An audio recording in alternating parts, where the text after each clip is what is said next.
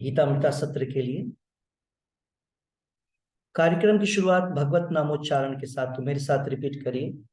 ओम अज्ञानतिमिरान्धस्य ज्ञानाञ्जनशलाकया चक्षुरुन्मीलितं येन तस्मै श्रीगुरुवे नमः। नमो ओम विष्णुपादाय कृष्णपृष्ठाय भूतले श्रीमते भक्तिवेदांत स्वामिन्निति नामिने। नमस्ते सारस्वते देवे गौरवाणी प्रचारिणे निर्विशेष शून्यवादी पाश्चात्य देशे तारिणी। जय श्री कृष्ण चैतन्य प्रभु नित्यानंदा श्री अद्वैत गदाधर श्रीवासादि गौर भक्त वृंदा। हरे कृष्णा कृष्ण कृष्णा हरे हरे, हरे Ram Ram Ram Hare Hare. So once again, welcome to all the devotees. Shrimad Bhagavad Gita यथारूप अध्याय 18 श्लोक संख्या 50। तो अब तक हमने क्या देखा? भगवान ने बतलाया कि संन्यासेनाधिगच्छति, व्यक्ति को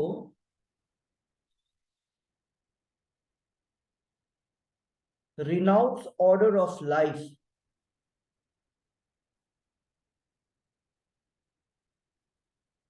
असक्त बुद्धि और जीतात्म विगत स्पृह और आत्म संयम के द्वारा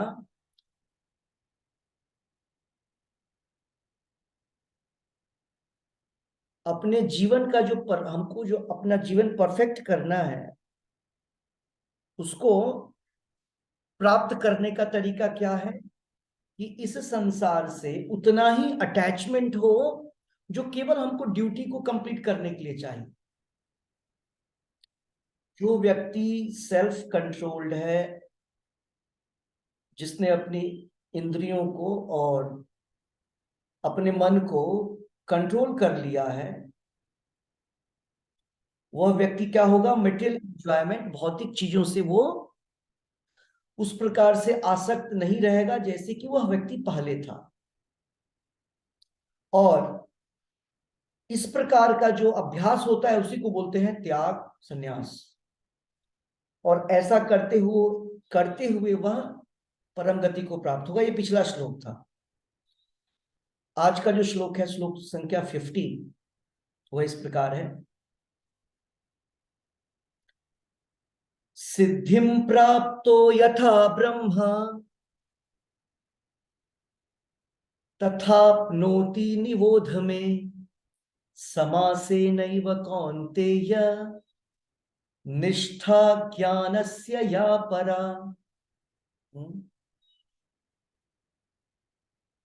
सिद्धिं प्राप्तो यथा ब्रह्मा, सिद्धि प्राप्त करना। जब सिद्धि प्राप्त होगी तो क्या होगा? भगवान बतला रहे हैं, सिद्धिं प्राप्तो यथा ब्रह्मा। ब्रह्मा मीन्स सुप्रीम ब्रह्मन, मतलब भगवान। जब हमको सिद्धि प्राप्त हो जाएगी, सक्सेस ऑफ लाइफ क्या है हमको पता नहीं है। जब वो प्राप्त हो जाएगी, मतलब सिद्धि प्राप्त होना यथा ब्रह्म, मतलब भगवान को प्राप्त करेंगे। और फिर क्या होगा? यहां पर फर्स्ट लाइन में भी प्राप्त लिखा हुआ है, सेकेंड लाइफ में भी प्राप्त है, आपनोति। इसका मतलब भी वही है, सिद्धि प्राप्तो यथा ब्रह्म तथाप्नोति निबोध में। फिर एक चीज और प्राप्त होता है, निबोध। निबोध का अर्थ है समझ, बोध, निबोध। क्या कैसी समझ हमें प्राप्त होगी? समा से नैव कौन्तेय, हमें कंप्लीट अंडरस्टैंडिंग या एक वैसे ज्ञान का पता चलेगा। कब? जब हम परफेक्शन को प्राप्त कर लेंगे, जिसको कि उसका अर्थ होता है भगवत प्राप्ति। और भगवत प्राप्ति का अर्थ होता है एक वैसी अंडरस्टैंडिंग, एक वैसी समझ हम में डेवलप्ड हो जाएगी जिससे कि हम निष्ठा ज्ञानस्य या परा, जिससे एक ऐसी समझ हमारे अंदर डेवलप होगी जिससे कि हमारे अंदर ज्ञान आएगा। कौन सा ज्ञान? ज्ञानस्य या परा, परा ज्ञान आएगा। अपरा और परा, ट्रांसेंडेंटल, दिव्य ज्ञान। और निष्ठा भी आएगी हमारे अंदर। ओके, सो अनुवाद और तात्पर्य श्रील प्रभुपाद जी के द्वारा। श्रील प्रभुपाद की जय। यस, रीडिंग सुषमा कौल माता की रीडिंग करिए। हरे कृष्ण प्रभु जी। हरे कृष्णा। हे कुंती पुत्र, जिस तरह इस सिद्धि को प्राप्त हुआ व्यक्ति परम सिद्ध अवस्था अर्थात ब्रह्म को, जो सर्वोच्च ज्ञान की अवस्था है, प्राप्त करता है, उसका मैं संक्षेप में तुमसे वर्णन करूंगा, उसे तुम जानो। सो तात्पर्य। भगवान अभी हमको क्या बतलाने जा रहे हैं? वैसा व्यक्ति जिसने परम सिद्धावस्था को प्राप्त किया है, सिद्धिम प्राप्नोति, जिसने प्राप्त किया सिद्धि। क्या सिद्धि? ब्रह्म को प्राप्त किया है। ओके, और जो क्या है? जो कि सर्वोच्च, प्रभुपाद जी यहां लिख रहे हैं, जो कि सर्वोच्च ज्ञान की अवस्था है। निष्ठा ज्ञानस्य परा। अब ये सर्वोच्च ज्ञान की अवस्था है, मतलब परा ज्ञान है, ट्रांसेंडेंटल, दिव्य ज्ञान है। जो लास्ट लाइन में ज्ञानस्य या परा, मतलब ये जो अभी ज्ञान हम लोग भगवत गीता भागवत में जो भी सुन रहे हैं आप, यह जो ज्ञान है, और जो हम लोग कॉलेजेस में स्कूल्स में देखते हैं वहां भी ज्ञान है, उसको बोलते हैं भौतिक ज्ञान। दूसरा नाम है अपरा ज्ञान। वो भौतिक ज्ञान है जिसको इंफीरियर बोलते हैं, और इसको सुपीरियर बोलते हैं। क्यों ऐसा? क्योंकि उस ज्ञान का बेस, आधार जो है ना, वह ये दिव्य ज्ञान है। कैसे समझेंगे? जैसे यह शरीर है, तो शरीर को कैसे रखना है, क्या करना है, शरीर में हमारे सारे ऑर्गन्स, बॉडी पार्ट कैसे काम करे, ये सारी चीजें हमको मेडिकल साइंस में पढ़ाई जाती, तब जाकर कोई डॉक्टर होता है और फिर हमारे बॉडी को टेक केयर करता है। करेक्ट। इंजीनियर है, वो बाहर की चीजों को देखता है। सिविल इंजीनियर है, वो कैसे बिल्डिंग्स बनेगा उसको देखता है। ठीक है, तो यहां पर व्यक्ति डीलिंग कर रहा है भौतिक चीजों से, जैसे शरीर की बात हमने की। लेकिन क्या कोई डॉक्टर मृत बॉडी, जिसमें प्राण नहीं है, उस शरीर को ठीक कर सकता है? एक शरीर को जिंदा, एक शरीर को सारे कार्य करने के लिए अंदर आत्मा का होना आवश्यक है। तो आधार क्या हो गया शरीर का? आत्मा। जैसे हम बात करें कि एक बिल्डिंग बनाना है, तो बिल्डिंग क्या? सीमेंट और ब्रिक्स, ईंट और बालू और पानी, इससे बनता है, ऑब्वियसली उसी से बनता है। लेकिन अगर इंजीनियर नहीं होगा बनाने का, मतलब जो भी व्यक्ति उसमें लगे रहते हैं, अगर व्यक्ति नहीं होगा तो क्या बिल्डिंग बनेगा? नहीं बनेगा। हम लोग मशीन्स का यूज करते हैं, लेकिन क्या मशीन खुद से चलेगा? नहीं चलेगा। मतलब हर समय पराशक्ति की आवश्यकता होती है। इसलिए भगवान अभी यहां पर संक्षेप में क्या बतलाने वाले हैं? जो व्यक्ति इस ज्ञान की अवस्था को प्राप्त कर गया, मीन्स शुद्ध भक्त के विषय में भगवान बतलाने वाले हैं। एक्चुअली हमने शुरू से सुनते आ रहे हैं, अभी तो लास्ट हो रहा है ना, ये भगवत गीता एंड हो रहा है, तो भगवान कंक्लूड कर रहे हैं यहां पर। ओके, यस, कंप्लीट करिए इसको। तात्पर्य श्रील प्रभुपाद द्वारा। श्रील प्रभुपाद की जय। भगवान अर्जुन को बताते हैं कि किस तरह कोई व्यक्ति केवल अपने वृत्तिपर कार्य में लगकर परम सिद्ध अवस्था को प्राप्त कर सकता है। यदि यह कार्य भगवान के लिए किया गया हो, यदि मनुष्य अपने कर्म के फल को परमेश्वर की तुष्टि के लिए ही त्याग देता है तो उसे ब्रह्म की चरम अवस्था प्राप्त हो जाती है।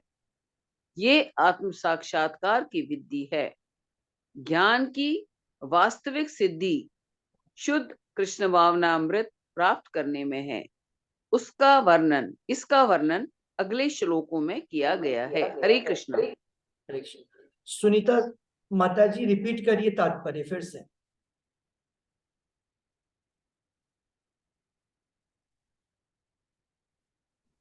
हरे कृष्ण प्रभु जी। हरे कृष्ण, रिपीट करिए तात्पर्य। तात्पर्य, भगवान अर्जुन को बताते हैं कि किस तरह कोई व्यक्ति केवल अपने वृत्तिपरक कार्य में लगकर परम सिद्धावस्था को प्राप्त कर सकता है यदि यह कार्य भगवान के लिए किया गया हो। यदि मनुष्य अपने कर्म के फल को परमेश्वर की तुष्टि के लिए ही त्याग देता है तो उसे ब्रह्म की चरम अवस्था प्राप्त हो जाती है। यह आत्म साक्षात्कार की विधि है। ज्ञान की वास्तविक सिद्धि शुद्ध कृष्ण भावनामृत प्राप्त करने में है। इसका वर्णन अगले श्लोकों में किया गया है। हरे कृष्ण प्रभु जी। भगवान इस श्लोक में एक चीज रिपीट कर रहे हैं जो हमने पिछले कई सारे श्लोकों में देखा। तात्पर्य में प्रभुपाद जी लिख रहे हैं कि क्या करना है। पहली बात तो ये जो वृत्ति परक कार्य का अर्थ क्या होता है। वृत्ति परक मीन्स हमारे गुणों के आधार पर जो हम काम करते हैं। जैसे हम एक डॉक्टर हैं, हम एक इंजीनियर हैं, हम टीचर हैं, हमारे स्वभाव और गुण वैसे हैं। एटलीस्ट गुण तो है, स्वभाव का तो पता नहीं। गुण मतलब क्वालिफिकेशन। एक नॉर्मल सेंस में हमने क्वालिफाई किया है तभी तो हम एक इंजीनियर एक डॉक्टर बनेंगे। तो अगर कोई व्यक्ति अपने उस कार्य को करते हुए उस कार्य के फल को भगवान को अर्पण करे, ऐसे करते हुए वह व्यक्ति स्लोली शुद्ध भक्ति की तरफ जाएगा। क्योंकि क्या हो रहा है, वह जो भी कार्य कर रहा है ना, उस कार्य के फल को खुद से एंजॉय नहीं कर रहा है, भगवान को अर्पण करके प्रसाद को ग्रहण कर रहा है। तो वह उस कार्य को, भले ही वो कार्य भक्ति नहीं है, एक इंजीनियर का काम भक्ति नहीं है, एक डॉक्टर का काम भक्ति नहीं है, लेकिन चूंकि वह उस कार्य के फल को भगवान को अर्पण कर रहा है, वो कार्य शुद्ध हो गया। वो कार्य शुद्ध हो गया जो हमने पिछले श्लोक में पढ़ा था, पिछले श्लोकों में, कि संसार के सारे कार्य दोष युक्त हैं इस संसार में, लेकिन फिर भी हमको उसको छोड़ना नहीं चाहिए। क्या, उसको शुद्ध कैसे करें? भगवान को उस कर्म के फल को, कार्य के फल को भगवान को अर्पण करते हैं, शुद्ध हो गया। तो यहां पर भी बोला वही जा रहा है कि अगर कोई व्यक्ति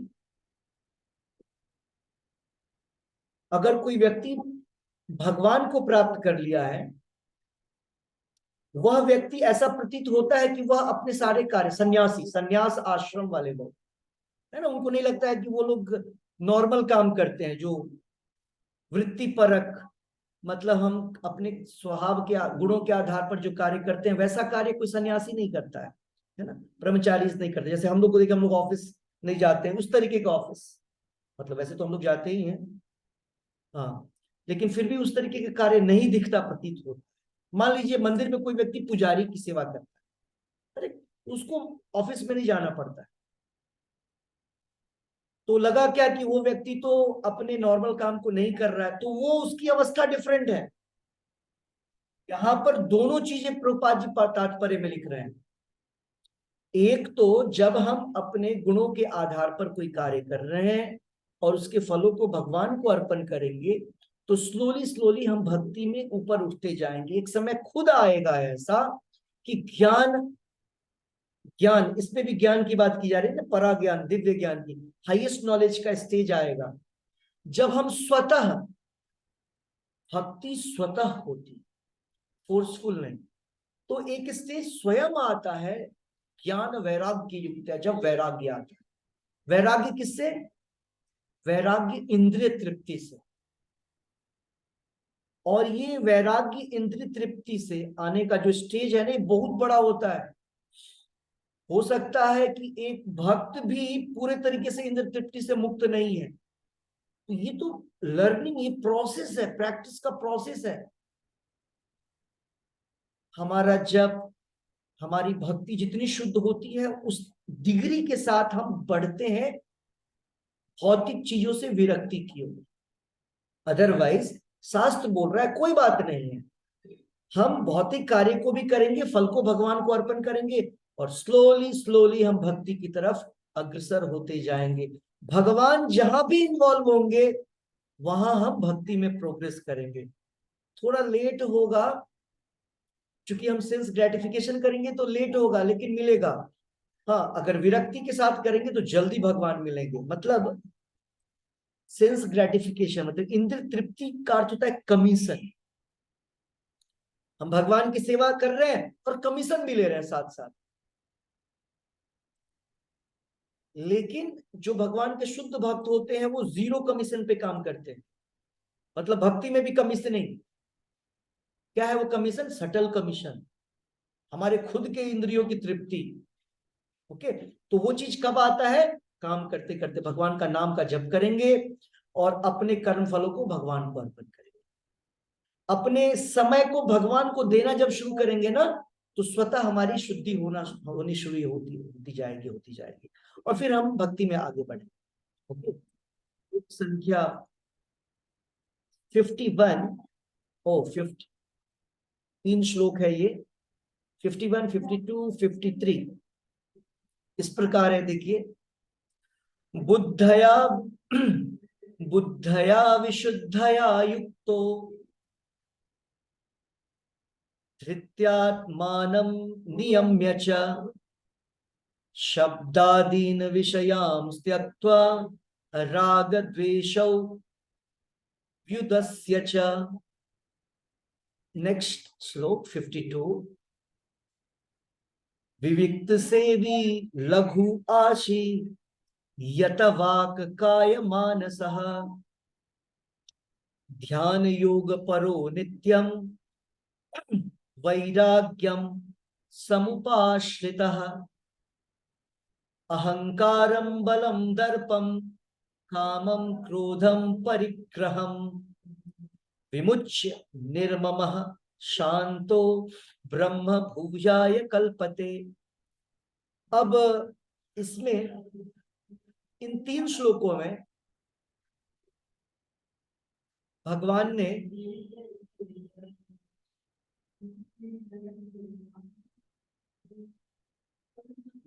ने कई सारे, जो भगवत गीता में हम लोगों ने पढ़ लिया ना अभी पीछे जो पढ़ा है, अलग अलग योगों की बात की। और लास्ट में जो लाइन लिखा है ना, ब्रह्म भूयाय कल्पते, ये पहले भी ये लाइन आता है भगवत गीता में।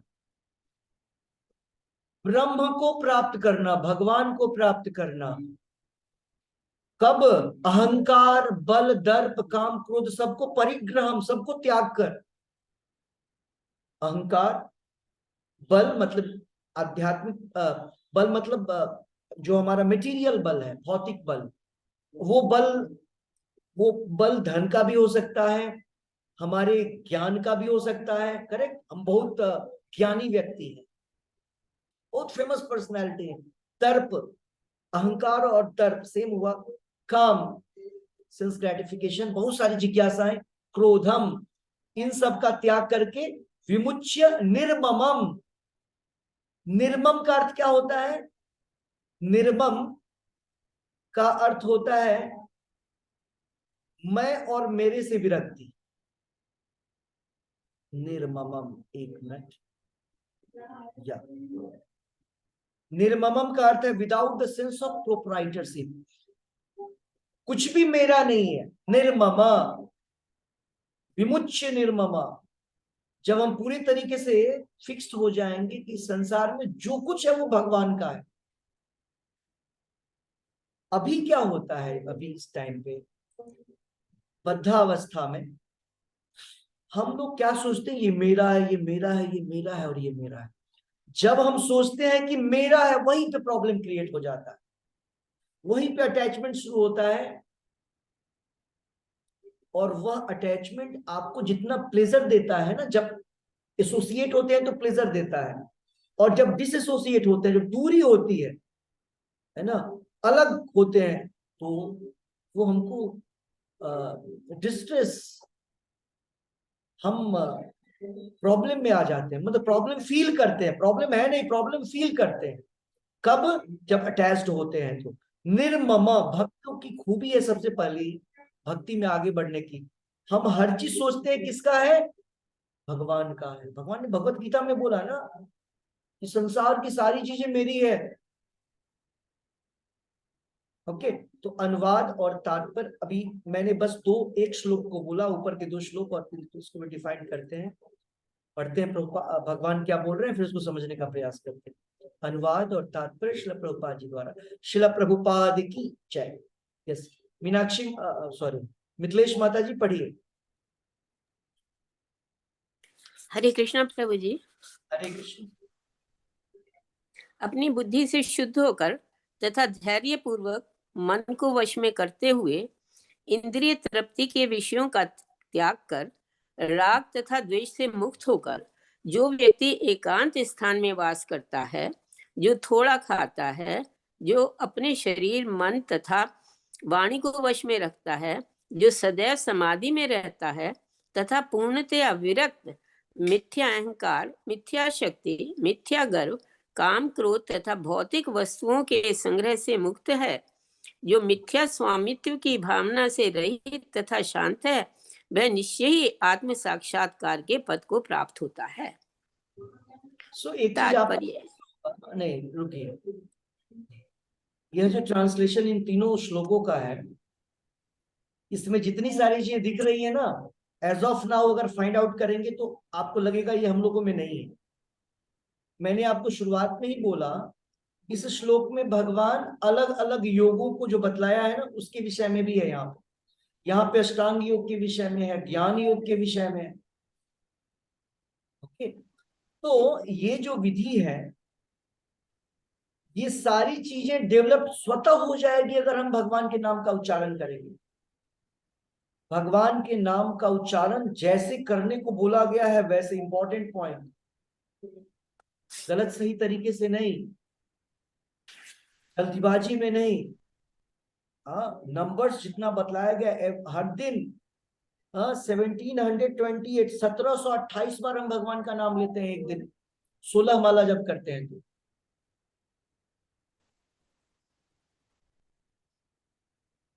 सो 1 राउंड जब करते हैं ना एक माला में 1728, तो यहाँ पर जितनी सारी चीजें यहाँ पे क्वालिफिकेशन बतलाई गई है कि अगर ऐसा ऐसा होगा तो व्यक्ति आत्म साक्षात्कार प्राप्त करने के लिए एलिजिबल हो जाएगा। ओके, तो जो भी चीजें इसमें दी गई है वो ज्ञान योग और अष्टांग योग के लिए तो ये चाहिए ही चाहिए। एक अष्टांग योगी अगर ये नहीं होगा तो वो नहीं कर सकता है। लेकिन भक्ति योगी, हमने क्या सुना है, भक्ति योगी अगर किसी का माइंड डिस्टर्ब है, इंद्रियां कंट्रोल में नहीं है तभी तो डिस्टर्ब है, मन कंट्रोल में नहीं इसलिए तो वो डिस्टर्ब है, वैसे व्यक्ति को भी बोला जाता है कि तुम भगवान के नाम का चिंतन, भगवान के नाम का उच्चारण करो, स्वतः ये सारी चीजें स्लोली स्लोली कम होने लगेंगी। लेकिन अगर कोई व्यक्ति भक्ति योग को कई वर्षों से भक्ति योग का पालन कर रहा है, प्रैक्टिस कर रहा है, लेकिन चीजों में सुधार नहीं हो रहा है, इसका मतलब है प्रॉब्लम है, तो उसको फिर से कंसल्ट करना चाहिए भगवत गीता से, वैष्णवों से। ओके, तो हमको ये देखना ये सारी चीजें भक्ति के द्वारा, ये सारी चीजें हम लोग कवर अप करना है एक एक करके। यस माता जी, तात्पर्य पढ़िए। हरे कृष्ण प्रभु जी। तात्पर्य, जो मनुष्य बुद्धि द्वारा शुद्ध हो जाता है वह अपने आप को सत्व गुण में अधिष्ठित कर लेता है। इस प्रकार वह मन को वश में करके सदैव समाधि में रहता है। वह इंद्रिय तृप्ति के विषयों के प्रति आसक्त नहीं रहता और अपने कार्यों में राग तथा द्वेष से मुक्त होता है। ऐसा विरक्त व्यक्ति स्वभावतः एकांत स्थान में रहना पसंद करता है। वह आवश्यकता से अधिक खाता नहीं और अपने शरीर तथा मन की गतिविधियों पर नियंत्रण है। हाँ, हम लोग कुछ लाइंस पढ़ के एक्सप्लेन कर लेंगे। यहाँ पर विरक्त की बात की गई है, करेक्ट, आई गया, श्लोक का ही फर्स्ट लाइन है विविक्त। विविक्त से भी मतलब एकांतवास करना, विरक्त होना। तो यहाँ पर जिसकी बात प्रभुपाद जी कर रहे हैं स्टार्टिंग के लाइंस में, कि जो एकांत में रहना पसंद करता है, आवश्यकता से अधिक खाता नहीं है, अपने मन को, शरीर की गतिविधियों को नियंत्रित करता है, तो ये सारी जो चीजें हैं, और राग और द्वेष से मुक्त रहता है। तो आप देखिए, खाने से, है ना, और कहाँ हम रहते हैं, उससे कैसे हमारे मन पर और इंद्रियों पर असर पड़ता है। हम जो खाते हैं ना, हम जहां रहते हैं, उसका असर हमारे मन और इंद्रियों पर पड़ता है। मतलब क्या है, अगर हमारा जन्म अगर भारत में हुआ और नॉर्थ इंडिया में हुआ, तो हम अपने आप हिंदी बोलना सीख जाते हैं। हमारा जन्म साउथ इंडिया में होगा, ऑटोमेटिकली वहां का लैंग्वेज सीख लेंगे। हमारा जन्म वेस्टर्न कंट्रीज में हो जाएगा, ऑटोमेटिकली वहां का जो लैंग्वेज है उसको हम सीख लेंगे। रसिया में तो रसिया, ऑटोमेटिकली। उसी प्रकार से यहाँ पर जो मन के नियंत्रण की बात की जा रही है, और इंद्रियों के नियंत्रण और राग द्वेष से मुक्त, वो भी चीज एसोसिएशन का इंपैक्ट होता है। ऐसा कभी नहीं सोचना चाहिए कि ये सारे गुण मुझ में है और ये मेरा परमानेंट गुण है। नहीं, अगर सेम व्यक्ति जो भगवान की सेवा करता है, पूजा करता है, अगर वो नाम जप छोड़ ऐसे लोगों के साथ रहना शुरू करे जो भगवान के नाम का उच्चारण नहीं करते हैं, तो क्या होगा, वह व्यक्ति भक्त भी जो है ना, स्लोली स्लोली अभक्त बनना शुरू हो जाएगा। तो यहाँ पर जो भी गुण बतला रहे हैं, वो भगवत भक्ति का प्रभाव है। राग द्वेष से आप ऑटोमेटिकली फ्री हो जाएंगे। इस संसार में राग द्वेष क्यों है हमें? राग का अर्थ अटैचमेंट और द्वेष का अर्थ डिटैचमेंट। राग द्वेष विमुक्त हेतु, इसी की चर्चा हमने किया ना। जैसे ही हमारे अंदर ये फीलिंग आएगा कि पूरा का पूरा संसार भगवान का है, सारी वस्तुएं भगवान की है, और हर एक व्यक्ति को क्या करना है, भगवान की सेवा करनी है, तो ये जो मैं और मेरा है, इससे हम स्लोली स्लोली दूर, उससे हम स्लोली स्लोली बचते हैं। कुछ भी, पहली बात जिसको हम मैं समझते हैं, हम सच एंड सच पर्सन है, हम नहीं है वो। हम इंडियन है, एक्चुअली नहीं है हम। शरीर इंडियन है, आत्मा थोड़ी ना इंडियन है। हम क्रिश्चियन है, वो बॉडी बिलोंग करता है। वो देखिए, बॉडी भी तब तक जब तक वो उस घर में है। सेम पर्सन कहीं जाकर के किसी भी तरीके से रह सकता है।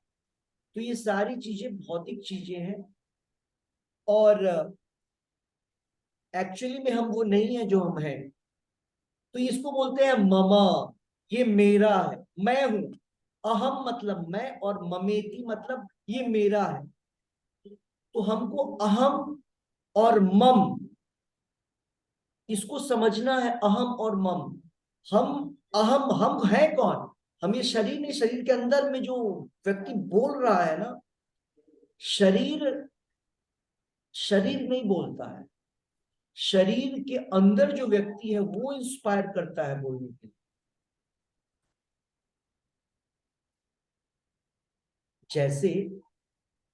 जैसे टीवी होता है, रेडियोज होता है, वो रेडियो से आवाज आती है। ऐसा थोड़ी नहीं रेडियो के अंदर कोई बैठ के बोल रहा है, कोई व्यक्ति बोलता है, पर्सन जिंदा, तब रिकॉर्ड करता है, फिर उसको टेलीकास्ट करता है। वैसे ही जैसे मैं बोल रहा हूं, ये ऐसा नहीं कि व्यक्ति बोल रहा है, इस व्यक्ति के थ्रू साउंड आ रहा है, लेकिन जब तक उसके अंदर वो व्यक्ति जो है बैठा, वो डायरेक्ट कर रहा, तो ऐसी ऐसी आवाजें निकल। सो कहने का अर्थ यह था, हम कौन है, हमको लगाव होना चाहिए, राग होना चाहिए, अटैचमेंट होना चाहिए, लेकिन सही व्यक्ति से। हम शरीर से अटैच्ड हैं, करेक्ट, हम सभी। तो मेरे कहने का अर्थ है, शरीर और शरीर से जुड़े हुए जितने भी लोग हैं, ये हमारा अटैचमेंट एक समय का, इस जन्म का नहीं है, सदियों सदियों से चलता आ रहा है, करते आ रहे हैं, करते आ रहे हैं। और अभी हम फिर से भक्ति योग को उठाए हैं ना, भगवान के नाम के जाप का उच्चारण कर रहे हैं, भगवान के नाम का उच्चारण कर रहे हैं। तो इसके करने से स्वतः वो नाम जब भगवान का अंदर जाता है तो हमारे हृदय को शुद्ध करता है, फिर हम निर्मम होने लगते हैं। निर्मम मीन्स सब कुछ भगवान का, हम प्रोप्राइटर नहीं है, ये मेरा, ये वस्तु मेरी नहीं है, ये घर मेरा नहीं है, सब भगवान का है। और भगवान डायरेक्ट, सबके डायरेक्टर भगवान है, हम प्रोप्राइटर नहीं है। तो फॉल्स प्रोप्राइटरशिप, निर्ममा कहने का अर्थ है कि ये समझना कि हम इस चीज के मालिक हैं, ये हमारा रिलेटिव है, ये हमारा पड़ोस, मतलब हर चीज को हम अपने से जोड़ते हैं। लेकिन शरीर से जोड़ना गलत है, वो शरीर तो हम है ही नहीं। जैसे ही शरीर से जोड़ते हैं तो राग और द्वेष उत्पन्न होगा। राग कब होगा? जब पास होगा तो अटैचमेंट, जब दूर जाएगा तब जाकर के हमको दर्द होगा। इसीलिए राग और द्वेष से फ्री होना है, भगवान ने बोला। यस माता जी, कंटिन्यू करिए। आपको बटन प्रेस करना होगा, अनम्यूट करके बोलिए। Okay, thank you. वह मिथ्या अहंकार से रहित होता है क्योंकि वह अपने को शरीर नहीं समझता, न ही वह अनेक भौतिक वस्तुएं स्वीकार करके शरीर को स्थूल तथा बलवान बनाने की इच्छा करता है। क्योंकि वह देहात्मक बुद्धि से रहित होता है, अतः वह मिथ्या गर्व नहीं करता। भगवत कृपा से उसे जितना कुछ प्राप्त हो जाता है उसी से वह संतुष्ट रहता है और इंद्रिय तृप्ति न होने पर कभी क्रुद्ध नहीं होता, नहीं वह इंद्रिय विषयों को प्राप्त करने के लिए प्रयास करता है।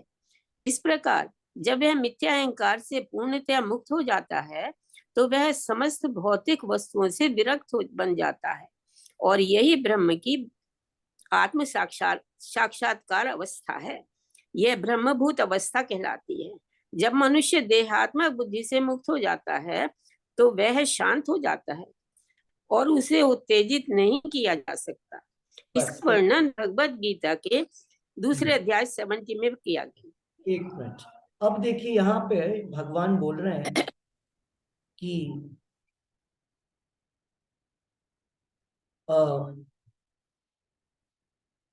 जो व्यक्ति भक्ति में आता है ना, वो शरीर से जुड़ी हुई जितनी भी उसकी आवश्यकताएं होती हैं उसको वो कम करता है। अभी देखिए सारे लोग बॉडी बनाने में लगे हुए हैं, करेक्ट, मेल फीमेल सभी। पहले नहीं था ऐसा, पहले की फिल्म स्टार्स को भी देख लीजिए, वो लोग भी इतना नहीं मेहनत करते थे। तो क्या क्या गलत है उसको करने में? मतलब ऐसा नहीं कि अनहेल्दी है, हेल्दी रहने के लिए अगर आप योगा कर रहे हैं तो वो प्रॉब्लम है, वो प्रॉब्लम नहीं है। लेकिन अननेसेसरी अपने आप को सजाने के लिए, अपने आप को अट्रैक्टिव दिखने के लिए, वेल शेप्ड दिखने के लिए, वो अननेसेसरी है। तो हमको दो चीजें करनी है, एक तो भगवान के नाम का जप और भक्ति की बाकी सारी चीजें, और दूसरी चीजें क्या करनी है, हमको देखना है कि क्या हम देहात्म बुद्धि से दूर रह पा रहे हैं, मतलब सेंस ग्रेटिफिकेशन को कम करने की तरफ अग्रसर हो रहे हैं। मतलब क्या हुआ, भक्ति करिए, ये हुआ पॉजिटिव, और जो करने का मन करता है उसको स्लोली कम करना है। रूपा जी उदाहरण देते हैं कि यस, चेन स्मोकर, हम एक दिन में 20 सिगरेट्स पीते हैं, तो क्या करना है, भक्ति में आएंगे तो हम बोलते हैं कोई भी आएगा भक्ति में, शराब पीने वाला भी भक्ति कर सकता है, सिगरेट पीने वाला भी, लेकिन जब वो भक्ति करेगा तो उसको क्या बोला जाएगा, चलो चैंटिंग करो, स्टार्ट चैंटिंग। लेकिन साथ ही साथ उसको बतलाया जाएगा, देखो ये सिगरेट और जो तुम्हारा अल्कोहल है, ये दोनों गलत है, तुमको स्लोली स्लोली इसको, पहले तो गलत है समझो, और स्लोली स्लोली तुमको अपने माइंड को और सेंसेस को समझाना है गलत है, और थोड़ा थोड़ा कम करना है। तो इसलिए दो चीजें करनी है भक्ति में, दो चीजें होती हैं कि एक, ऑलवेज रिमेंबर कृष्णा, हर समय भगवान को याद रखना है, और साथ में नेवर फॉरगेट हिम, और कभी उनको भूलना नहीं है। दोनों चीजें, कोई बोलेगा दोनों एक ही लगता है, दोनों एक ही तरीके की चीज हो गई। भगवान को हर समय याद रखो, हर समय याद रखना है, और कभी नहीं भूलना है। एक निषेध है, एक डूइंग है, और एक नहीं, एक करना है, एक नहीं करना है, दोनों साथ साथ यम नियम है ये। एक तो करना है नियम, भगवान को याद करना है, और यम क्या है, भगवान को कभी नहीं भूलना है। मतलब एक तरफ हमको भगवान की भक्ति करनी है, भगवान के नाम जप को करके, भगवान को अलग अलग जो विधियां हैं वो करके, और दूसरी तरफ हमको क्या भक्ति में निषेध है उसके ऊपर भी अंकुश लगा के रखना है, उसके ऊपर भी हमको जो है अपने आप को कंट्रोल लगा के रखना है कि हम इस काम को कम कर रहे हैं, नहीं कर रहे हैं। क्या हम 100% सोचते हैं कि हम सेंस ग्रेटिफिकेशन भी करेंगे और भक्ति भी करेंगे क्या, या हम भक्ति कर रहे हैं तो हम कोई भी काम कर सकते हैं, हम तो भक्ति कर रहे हैं, हमारे सारे पाप कर्म खत्म हो जाएंगे क्योंकि हम तो भक्ति कर रहे हैं। ऐसा नहीं होगा, हमको दोनों चेक बैलेंस करना होगा, हमको भक्ति भी करनी होगी, और साथ ही साथ हमें भक्ति में जो रुकावट है उसको धीरे धीरे कम भी करना, देखना हो। ओके, यस माता जी, नेक्स्ट। आपूर्यमाणम् अचिलं प्रतिष्ठं समुद्रमापा प्रविशन्ति यद्वत् तद्वत् कामायं प्रविशन्ति सर्वे स शान्ति माप्नोति न कामकामी। जो मनुष्य, आगे पढ़ो, हाँ, ट्रांसलेशन। जो मनुष्य इच्छाओं के अनवरत प्रवाह से विचलित नहीं होता, जिस प्रकार नदियों के जल के निरंतर प्रवेश करते रहने और सदा भरते रहने पर भी समुद्र शांत रहता है, उसी तरह केवल वही शांति प्राप्त कर सकता है, वह नहीं जो अपनी इच्छाओं की तुष्टि के लिए निरंतर उद्योग करता रहता है। हरे कृष्णा। हमने सेकेंड चैप्टर में पढ़ा था, सेकेंड लास्ट वर्स है इसका, जहां भगवान बोल रहे हैं हमको एक समुद्र की तरह हमारे मन को होना है। समुद्र में सैकड़ों लहरें उठती रहती हैं, बहुत सारी नदियां आती रहती हैं, मिलती रहती हैं, जुड़ती रहती हैं, लेकिन आप क्या देखेंगे, नदियों में कभी समुद्र में तूफान, वो देखा है समुद्र में बाढ़ आ गया, नॉर्मली आपने नहीं देखा समुद्र में बाढ़, कितनी भी नदियों का पानी आ जाए कोई फर्क नहीं पड़ता है।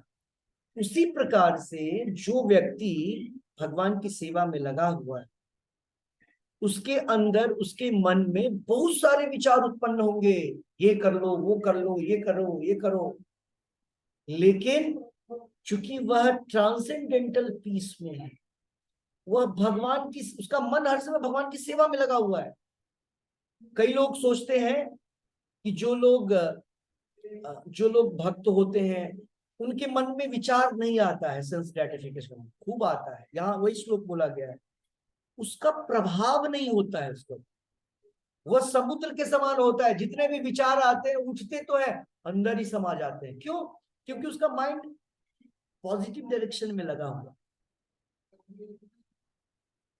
वह भगवान की सेवा करके उसको एक अलग ही प्रकार का पीस मिल रहा है, तो इसीलिए उसके सेंसेस भले ही फन फैलाती हैं काम करने के लिए, लेकिन असर नहीं होता है।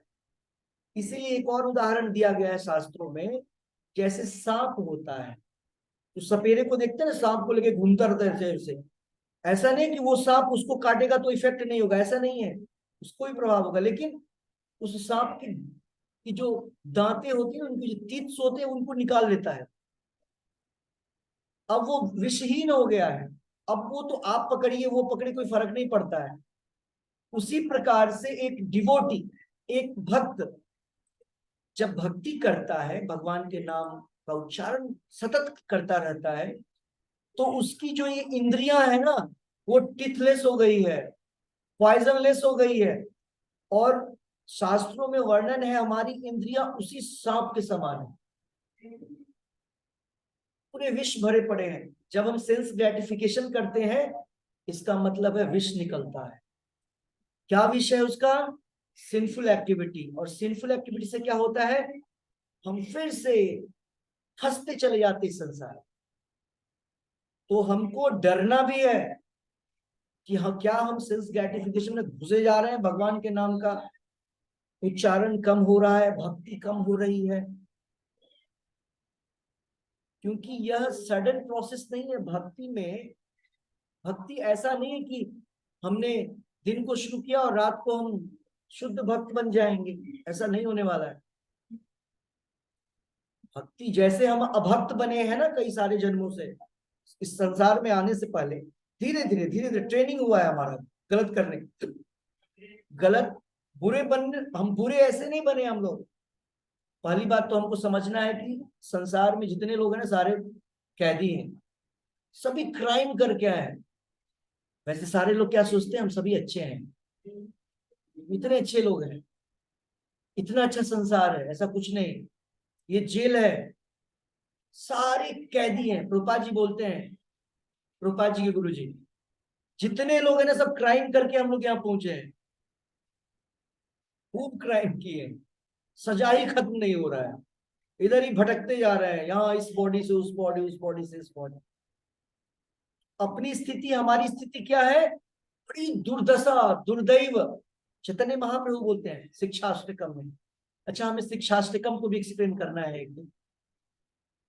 दुर्दैवम ईदृशम, चैतन्य महाप्रभु खुद के लिए बोल रहे हैं, चैतन्य महाप्रभु भगवान है फिर भी बोल रहे हैं कि देखिए मेरी दुर्दशा, इतने बुरे कंडीशन में, इतनी ऐसी दुर्दशा है हमारी, वो हम लोगों के लिए बोल रहे हैं। हमको हर तरफ से कष्ट मिल रहा है, फिर भी इतना अनुराग भगवान के प्रति हमारा राग उत्पन्न नहीं हो रहा है, अटैचमेंट, प्रेम उत्पन्न नहीं हो रहा है। क्यों? क्योंकि हम विराग हम में आ ही नहीं रहा है, वैराग्य हम में आ ही नहीं रहा है, राग द्वेष विमुक्त है ही नहीं हम लोग। इस संसार में इतना अटैचमेंट है यहाँ की चीजों से, भगवान कैसे अच्छे लगेंगे?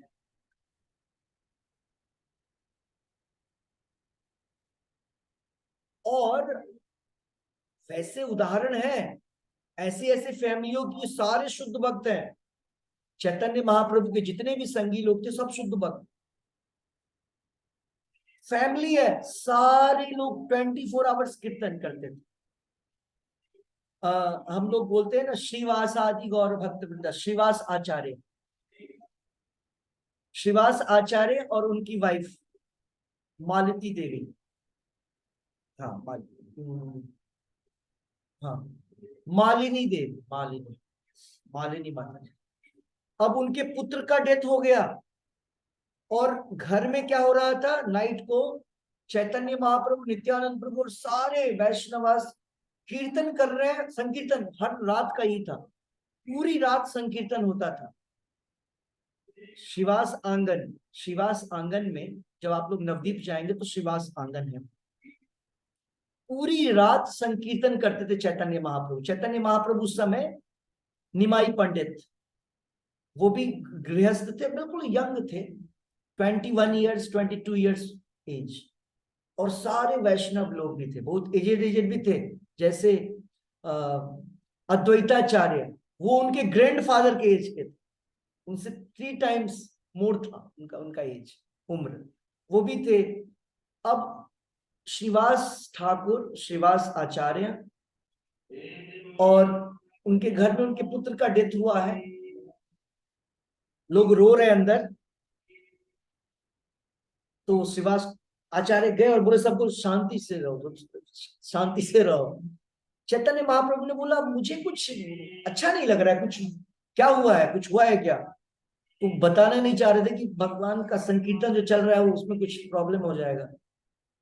फिर उन्होंने पूछा नहीं नहीं बतलाओ क्या हुआ, तो उन्होंने डेथ हो गया। ओके बोला ठीक है चलो मुझे लेके चलो उसके पास। कोई बॉडी पड़ा हुआ था, उनका जो पुत्र था।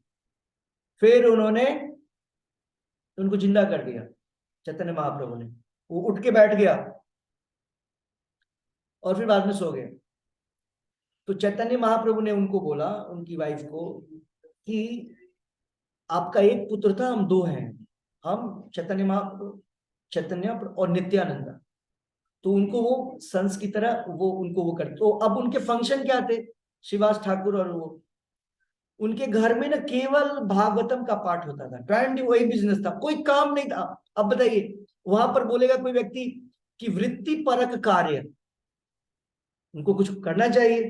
अच्छा पहले वो आचार्य थे, पहले स्कूल वगैरह चैतन्य महाप्रभु को ही पढ़ाया था उन्होंने। बाद में केवल चैंटिंग करते थे दिन भर, भागवतम अध्ययन और जपा। अब पूरा काम चल रहा है, सब कुछ आ रहा है भगवान की कृपा से। तो कहने का अर्थ है यहां पर कि जब हम भगवान की भक्ति करेंगे, हाँ, जब हमारी इंद्रियां, हमारा मन शुरू में कंट्रोल्ड नहीं है, बट स्लोली हमको ये भी देखना है कि प्रोग्रेस हो रहा है क्या। प्रोग्रेस रिपोर्ट हर समय रखना है। जैसे जपा रिपोर्ट है, इसलिए मांगते हैं, जपा शो करता है आप इतने घंटे तक भगवान के नाम के साथ टच में रहे, 2 आवर्स, जैसे 16 राउंड 2 आवर्स। उसी प्रकार से कितने देर तक आपको गोल्ड बनना है, आपको अगर फायर बनना है तो आग के पास रहना पड़ेगा ना। आयरन को, लोहे को बिल्कुल आग बन जाना है, पिघल जाना है। तो रॉड को, आयरन रॉड को आग के पास रहना होगा। हमको शुद्ध होना है तो जो सबसे शुद्ध है उसके टच में कितने टाइम हम रहते हैं। जैसे मैग्नेट बनता है ना, मैग्नेट का इफेक्ट आता है, जितना उसके हम टच में रहेंगे। इसीलिए हम भक्ति के टच में रहेंगे, जितना भक्ति प्रैक्टिस करेंगे उतनी शुद्धता हम में आएगी, और समुद्र के समान हमारा मन हो जाएगा। लहरें उठेंगी, इच्छाएं आएंगी, लेकिन कृष्णा कॉन्शियसनेस के कारण, कृष्ण भावनामृत के कारण वो लहरें, वो नदी समुद्र के जल को में उफान नहीं ला सकता है, बाढ़ नहीं ला सकता। समुद्र में कैसी कैसी लहरें आती हैं, अगर आप लोग गए होंगे तो देखे होंगे। हाँ, कितने कितने हाई टाइड्स, लेकिन इफेक्ट नहीं होता है, बाढ़ नहीं आता है। आपने किसी समुद्र के पास बाउंड्री वॉल नहीं देखा होगा खींचकर ना कहीं भी। लेकिन जब व्यक्ति बहुत पाप करता है तो सुनामी आता है, और सुनामी ऐसा होता है कई मंजिल के मकान डूब जाते हैं। करेक्ट। लेकिन सामान्यतः क्या होता है, समुद्र के किनारे कोई बाउंड्री वॉल नहीं लगता है कि हम ऐसा कर देना चाहिए ना, हर जगह बाउंड्री वॉल बना दो 50 फीट का, पानी बाहर नहीं जा पाएगा। लेकिन ऐसा होता संभव नहीं। करेक्ट। तो इसीलिए हमको भक्ति को जैसे जितनी अच्छे से करेंगे, और साथ ही साथ चेक एंड बैलेंस, हाँ, दोनों चीजें करेंगे, प्रैक्टिस भी करेंगे और जो निषेध है उसको कम करने का प्रयास करेंगे। फाइनली जब 0 हो जाएगा तभी बैक टू गॉड जाएंगे। भक्ति कर रहे हैं हम लोग, ऐसा नहीं होगा कि हम गलत काम भी करते रहेंगे और नाम भी लेते रहेंगे और हम भक्ति कर लेंगे, नहीं। मतलब हमारे मन में ना कमीशन का पॉइंट है अभी। जब वह स्थिति, जब आपको लगेगा ना आपका 100% एनर्जी भगवान को होना जाना है, जैसे आपने मेहनत किया, कमाया 1 लाख रुपए, और 1 लाख में सोचेंगे 1 पैसा भी मेरा नहीं, सब भगवान का, भगवान ने बोला ना, ईशाम तु अंत गतम पापम, जब तक पूरा का पूरा सिंफुल डिजायर्स। अब यहाँ पाप की बात कर रहे हैं हम, तो पाप की बात भी नहीं कर रहे हैं, हम सेंस ग्रेटिफिकेशन की बात कर रहे हैं, इंद्र तृप्ति। ये पाप तो नहीं है ना। अब हमने पैसे कमाए, हम पैसे का तो यूज कर सकते हैं, मेरा पैसा है, हम यूज कर सकते हैं, लेकिन स्पिरिचुअल पॉइंट ऑफ व्यू से इसको भी चीटिंग बोलते हैं। आपका पैसा नहीं है। अगर व्यक्ति का पैसा रहेगा तो कोई भी व्यक्ति कमा सकता है जितना मन करेगा, नहीं, सबको नहीं मिलता है। इसका मतलब कोई व्यक्ति दे रहा है आपको, कोई आपको उतना परमिशन दे रहा है कि आप इतना ले पाओ। तो हमको क्या करना है, उसको भगवान को ऑफर करना है, फिर प्रसाद रूप में। तो ये सारी चीजें सतत भगवान के नाम का चिंतन करेंगे, भगवान के नाम का कीर्तन करेंगे, तो ये सारा डेवलपमेंट हमें आप में। किसी का कोई प्रश्न है तो प्रश्न कर सकते हैं, फिर जब करके एंड करेंगे हम।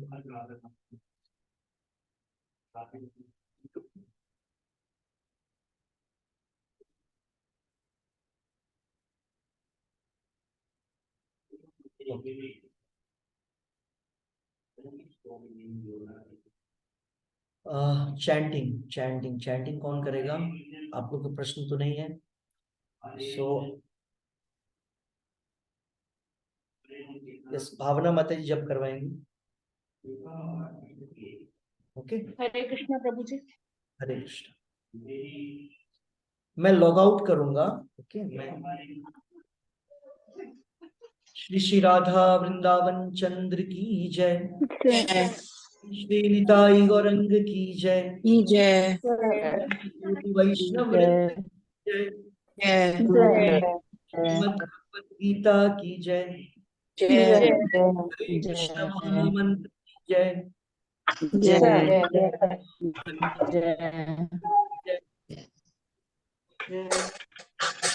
गौर प्रेमानंदे हरि हरि बोल। हरि जगत हरे कृष्णा प्रभु जी। हरे कृष्णा प्रभु जी। हरे कृष्णा प्रभु जी। हरे हरे कृष्ण, कृष्ण हरे कृष्ण। हरे कृष्ण प्रभु जी। हरे कृष्णा प्रभु जी। हरे कृष्णा प्रभु जी। नमो विष्णुपादाय कृष्ण पृष्ठाय भूतले श्रीमते भक्ति वेदांत स्वामिन इति नामिने। नमस्ते सरस्वते देवे गौरवाणी प्रचारिणे निर्विशेष